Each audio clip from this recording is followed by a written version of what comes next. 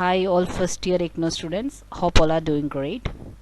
So this is our next video series of BCOC 133 paper, that is business law paper. We already uploaded BCOC 132 business management and organization theory paper. Okay, so in this paper we are going to discuss the essentials of a contract. Through this series we will discuss the important topics of business law. Before getting into the video, if you feel that the contents we are providing are helpful for you, please like, share and subscribe the channel, and please share with your friends who are studying with AK. So without further ado, let's get started. Okay, so let's start with what you mean by law. Law is a set of rules. So we can define law as a rule of conduct recognized and enforced by the state. Why? So as to ensure justice, peaceful living and social security to its citizens. So through this paper we are going to discuss mercantile law and its important concepts. So what's mercantile law? It's a branch of law that comprises law concerning trade, industry and commerce. We already discussed about trade, industry and commerce in a detailed manner in BCOC 132 paper first unit. So that video was already there in the channel. Please visit the channel and you will get more details about that. Okay, so then we can further define these mercantile law as a part of civil law that deals with the rights and obligation of mercantile persons while carrying out a mercantile transaction. So law of contract is the important branch of mercantile law. Right, now what are the sources of mercantile laws? First is English mercantile law. So we were under the British rule for a long period. We have adopted some of the rules too. So that is English mercantile law, right? That is from English mercantile law. Indian Contract Act has taken certain rules and regulations. Next is statute law, that are the laws passed by the Indian Parliament or act passed by the Indian Parliament or concerning assemblies, state assemblies, right? Then customs or usage, that is there are certain customs and usages of particular trade was there. Okay, so they played an important role in regulating the dealing between the merchants of that trade. So that is, it was the previously adopted custom. So we are so that was also made a part of this business law or the mercantile law. Then judicial decisions, that is the decisions taken by the court or the court order, judgment by the court when while dealing with the mercantile cases, right? So these all are the sources of mercantile law. Now what do you mean by a contract? So contract is an agreement made between two or more persons to do or abstain from doing a particular act. Okay, so it's an agreement that create and defining the obligation between the parties. That obligation can be either do a particular act or abstain from doing certain act. Okay, abstain means get away from doing a particular thing. So that agreement is known as contract. Okay, so according to the Indian Contract Act section 2H, an agreement enforceable by law is a contract. So if an agreement that is enforceable by law, that is known as a contract. So it is an agreement with legal obligation. So legal obligation means that is a duty that is enforceable by law. That is, if you are not following the agreemental obligations, you are supposed to face the legal trouble, right? Next, what are the two elements of contract? It's an important one. First is agreement, second one is legal obligation, that is duty enforceable by law. Okay, so now we are going to discuss the first element of contract, that is agreement. So as per section 2E, every promise and every set of promises forming the consideration for each other. So that is, if you are making a promise, okay, that means A is making an agreement with B that I will sell my bicycle to you. Okay, so you have to pay me 1,000 rupees. Okay, so B accept that agreement, B accept the conditions of A, and then they will go ahead and make a agreement. Okay, so there are two terms involved in agreement. Which are they? First one is offer and the second one is acceptance. Okay, So let's look at this example. Ramesh offers to sell his bike for rupees 8,000 to Shyam.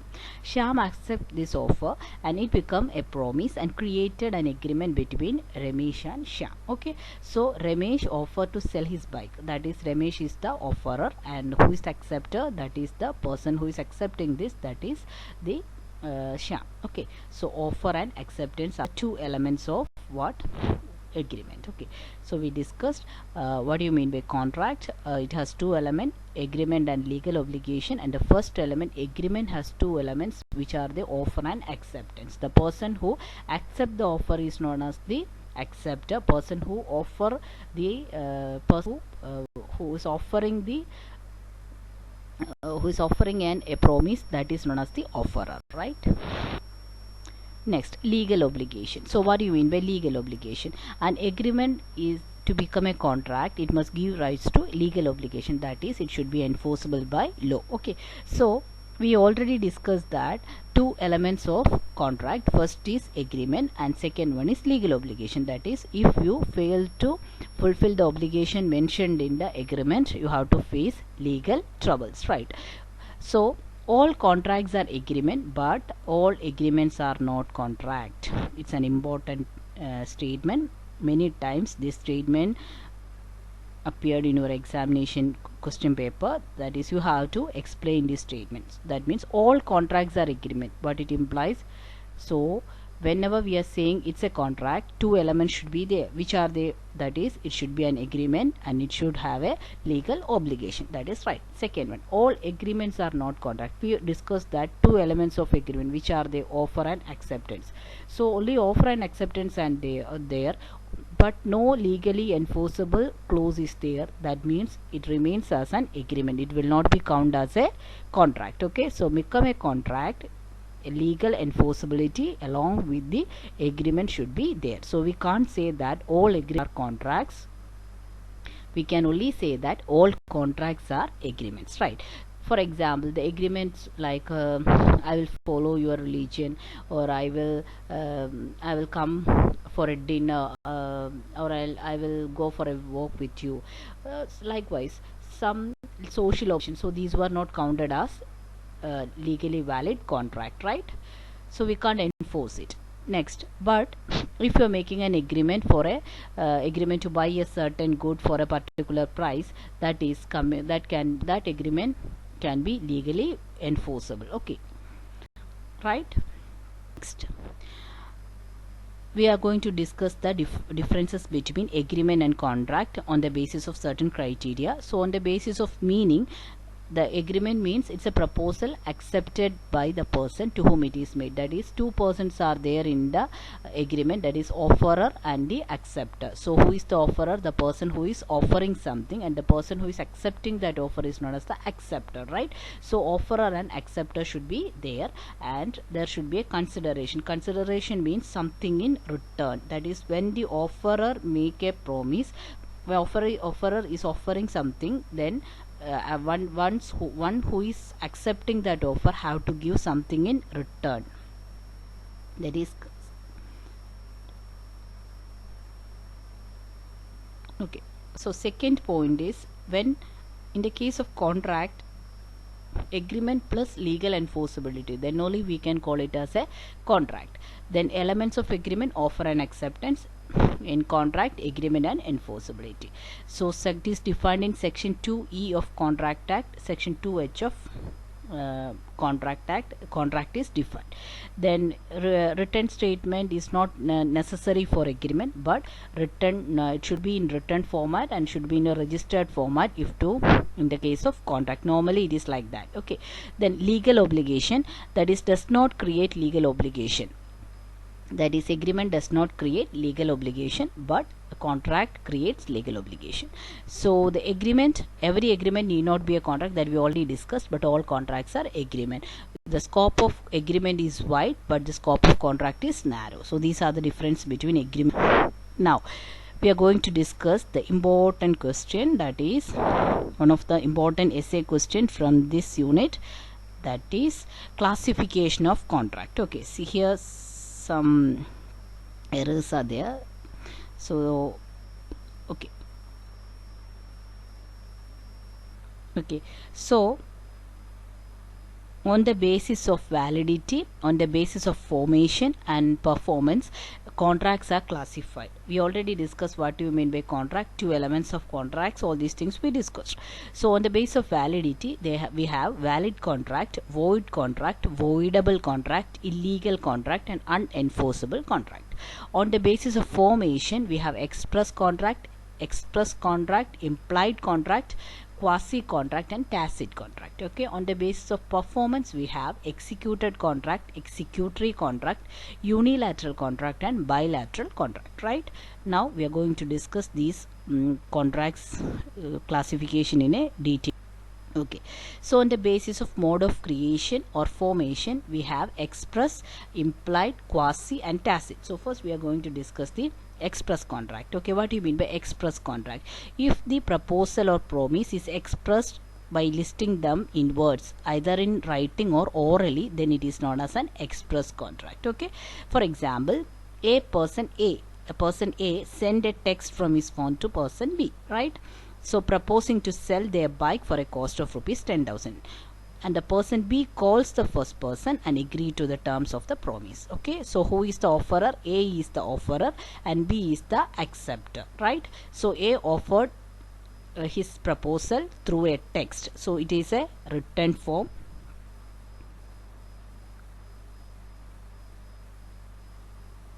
Okay, and B is the acceptor.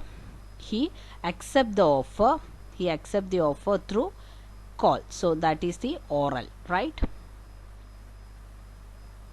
Okay, so that type of contract is known as express contract. Okay, next one is implied contract. Implied contract means it is not expressed in written or oral form. For example, if you bought a rickshaw or if you hired a cab, okay, so it's implied that you have to pay the fare, right? So we are not making any contract with them, but it's implied, right? So that type of contract is known as implied contract. Okay, next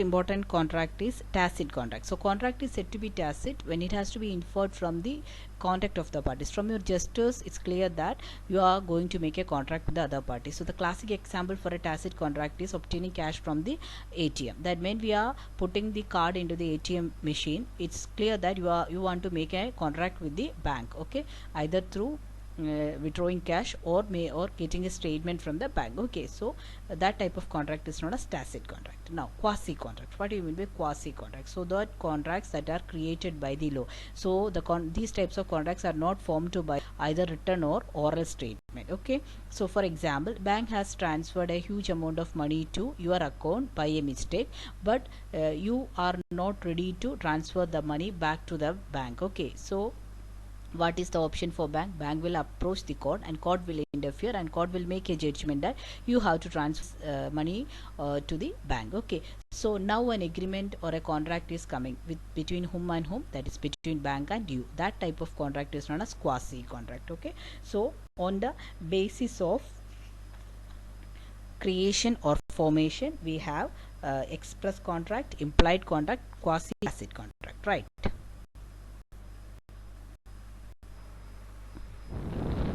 Okay, next on the basis of execution, we have executed contract, executory contract, unilateral and bilateral contract. So what do you mean by executed contract? It's a contract when two parties have fulfilled their respective obligation as mentioned in the agreement, okay, or mentioned in the contract. For example, A agreed to sell his book to B for rupees 30, okay, and A gave the book to A, sold the book to B, and B gave the money to A. So that means both have fulfilled their obligation. So that type of contract is known as executed contract. Now executory contract, that means where both parties to the contract have to perform, that is still they are not perform their obligation. For example, same example, A agreed to sell his book to B for rupees 30.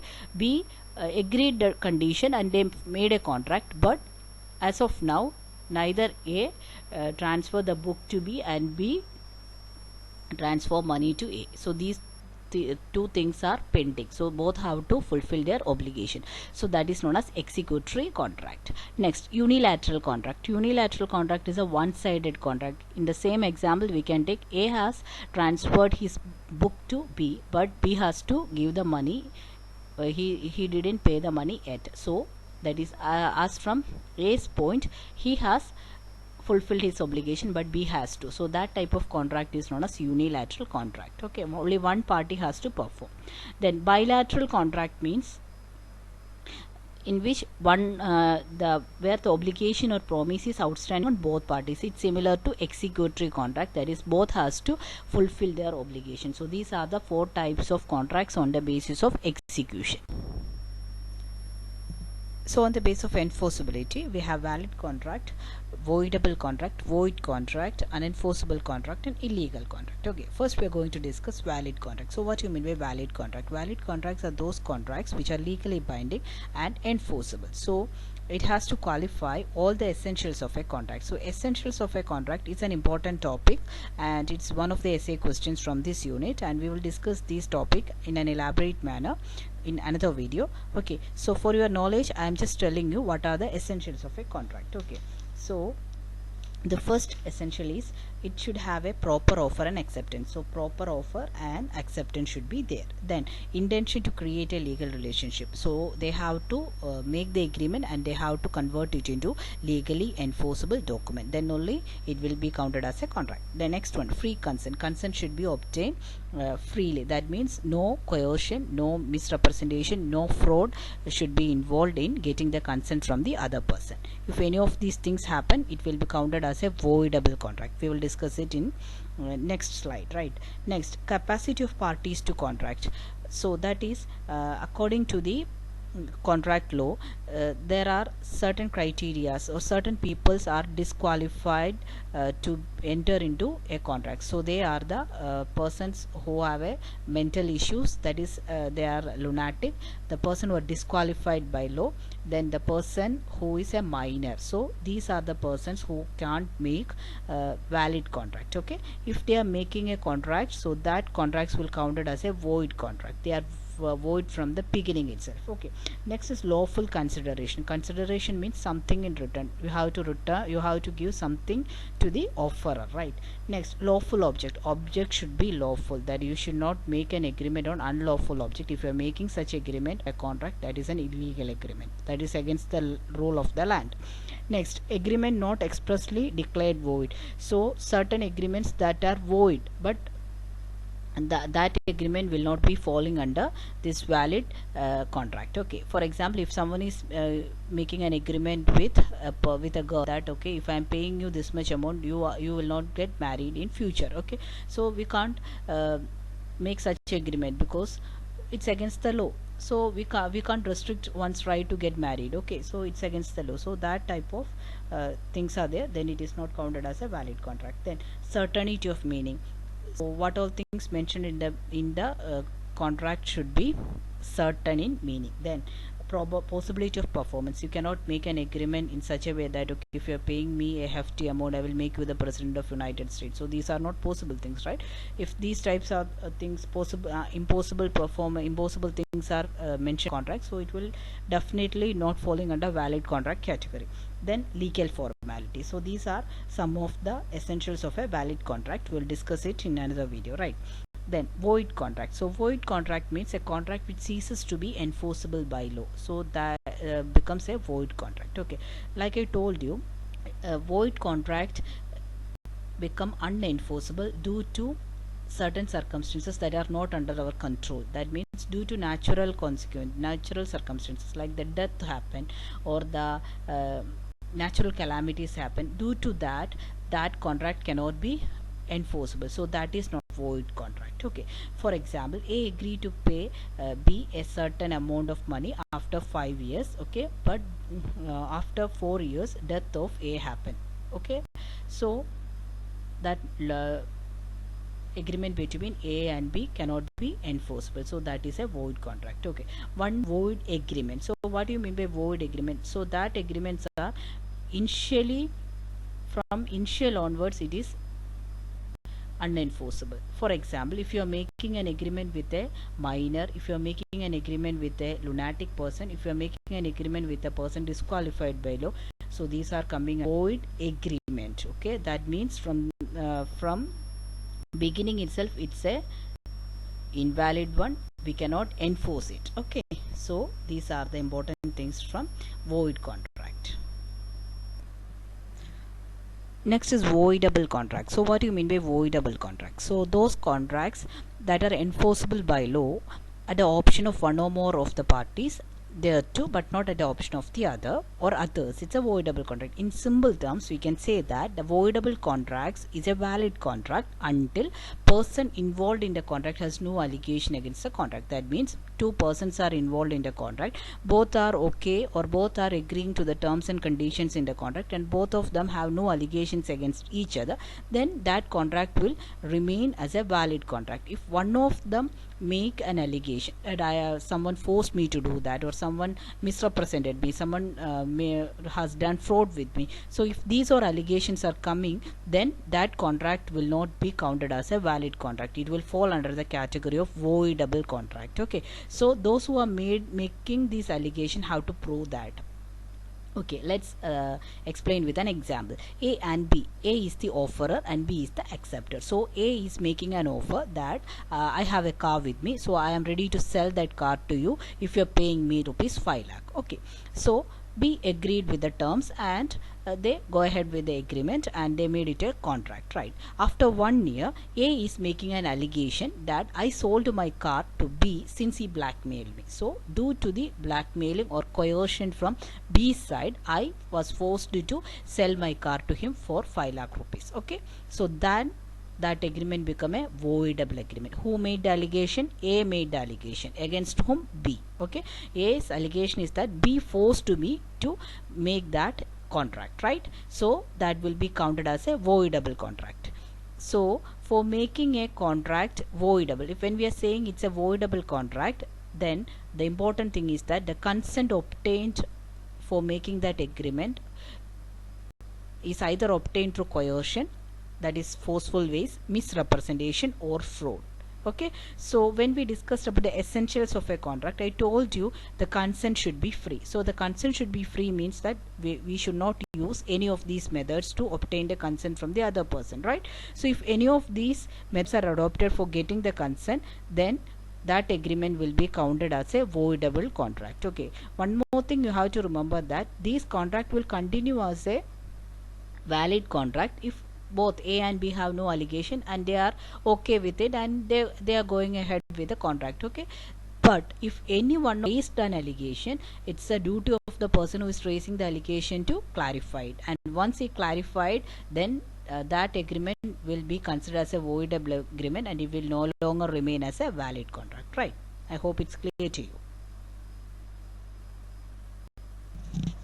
So illegal contracts. Okay, what do you mean by illegal contracts? An agreement that leads to one or all the parties breaking a law. So that is, it's against the law. The object of the agreement is unlawful. When we discussed about the essentials of a contract, I already told you the object should be lawful. Here, in the case of an illegal agreement, the object is unlawful. For example, A agreed to sell narcotics to B. So the selling of narcotics is an illegal act as per the rule of the land. Okay, so that type of contracts cannot be enforceable. So those rules, those contracts that are unenforceable are counted as void agreement, right? So illegal contracts are void agreement. So another important point is, all the void contracts are not illegal, but all the illegal contracts are void. Okay, when we discussed about the void agreement, we learned that due to natural circumstances, some contracts cannot be enforceable, so that then they become void agreement, like the death happened or the unforeseen incidents happen or natural calamities happen that can leads to the unenforceability of a contract. So that type of contract is known as void agreement. That doesn't mean that the void agreement, the objects are illegal and it will not be counted as an illegal agreement, but in the case of illegal agreement, the object is unlawful, so it cannot be counted as a legally valid one. It is unlawful one and it is void agreement, right? Both are different. Then unenforceable contract. Unenforceable contracts are those contracts that cannot be unenforced due to technical issue. That means once the technical issues are rectified or resolved, it can be a valid contract. For example, while we are making the registration of the contract, stamps should be pasted, then signature should be there. So all these requisites are there. If the persons who are making the contract fail to put any of these things, can lead to the unenforceability. Okay, so once they rectify these mistakes or technical glitches, it can be converted into valid contract. So that is unenforceable contract. So for example, A agrees to sell B 100 kgs of rice to for rupees 10,000. So for making that agreement into contract, certain stamp fee should be paid, but that requisite fee payment was due. They forgot to pay that stamp fee. Okay, so that leads to the unenforceability of the contract. Once they pay that amount, then they can convert that contract into a valid contract, right? So in this unit we discussed what do you mean by mercantile law, what do you mean by mercantile contracts, and what do you mean by contract law, what are the different types of contracts, how we can classify the contract, the different conditions for making a contract valid.